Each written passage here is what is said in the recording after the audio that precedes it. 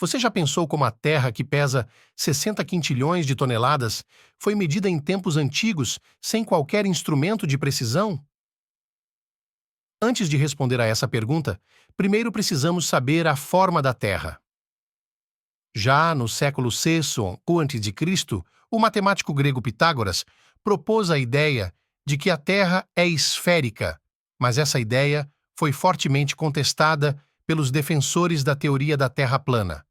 Somente em 1519, quando Magalhães liderou uma expedição de mais de 200 pessoas e completou a primeira circunnavegação do globo, foi finalmente comprovado que a Terra é um esferoide. Mais de 100 anos depois, o físico Isaac Newton descobriu a lei da gravitação universal, que afirma que qualquer dois objetos se atraem mutuamente e a força de atração é proporcional ao produto de suas massas e inversamente proporcional ao quadrado da distância entre seus centros, ao obter a constante gravitacional G, medindo diretamente a força de atração entre dois objetos na superfície da Terra, é possível usar a fórmula da gravitação universal para calcular a massa da Terra.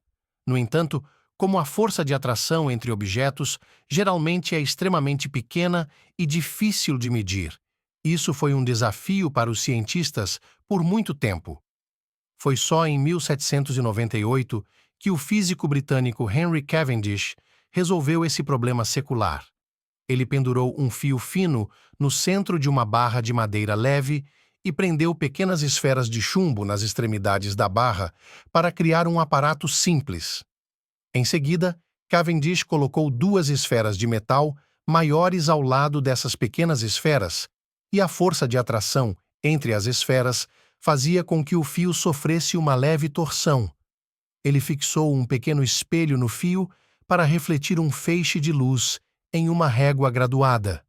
Assim mesmo, um pequeno movimento do fio causava um deslocamento visível do ponto de luz na régua. Com base no comprimento do braço de torção, era possível calcular a força de atração. Utilizando esse método único, Cavendish calculou com sucesso a força de atração entre os pares de esferas.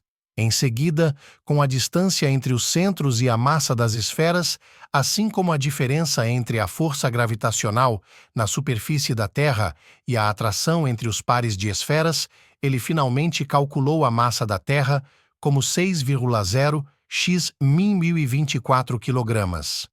Mesmo comparado aos dados modernos, o cálculo de Cavendish tem uma margem de erro de apenas cerca de 0,6%.